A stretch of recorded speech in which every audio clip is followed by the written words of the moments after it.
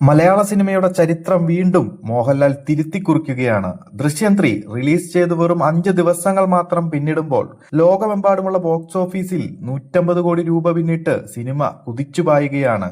കേരളത്തിൽ നിന്ന് മാത്രമല്ല, തമിഴ്നാട്, കർണാടക, ഗൾഫ് രാജ്യങ്ങൾ, യൂറോപ്പ്, അമേരിക്ക എല്ലായിടത്തും ദൃശ്യം 3ക്ക് അതിശയിപ്പിക്കുന്ന പ്രതികരണമാണ് ലഭിക്കുന്നത്.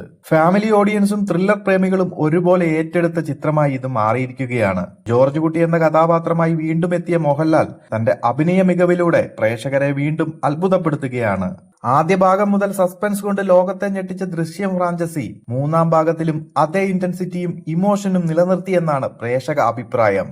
ഒരു മിക്സഡ് അഭിപ്രായങ്ങളും അല്ലെങ്കിൽ ദൃശ്യം 1ലും ദൃശ്യം 2വിലും കൊണ്ടുവന്ന ആ ഒരു ട്വിസ്റ്റ് ആൻഡ് ടേൺസ് ദൃശ്യം 3യിൽ എത്തിക്കാൻ സാധിച്ചില്ല എന്ന കുറവും പ്രേക്ഷകർ എടുത്തു പറയുന്നുണ്ട്.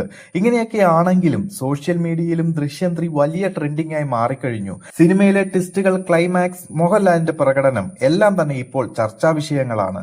ഇതോടെ മലയാള സിനിമയിൽ വീണ്ടും ഒരു റെക്കോർഡ് വേട്ടയ്ക്ക് തുടക്കമായിരിക്കുകയാണ്. 5 ദിവസങ്ങൾ കൊണ്ട് 150 കോടി പിന്നിട്ട ദൃശ്യം 3 ഇനി 200 കോടി ക്ലബിലേക്കും അതിവേഗം കുതിക്കുമോ എന്ന ആവേശത്തിലാണ് ആരാധകർ.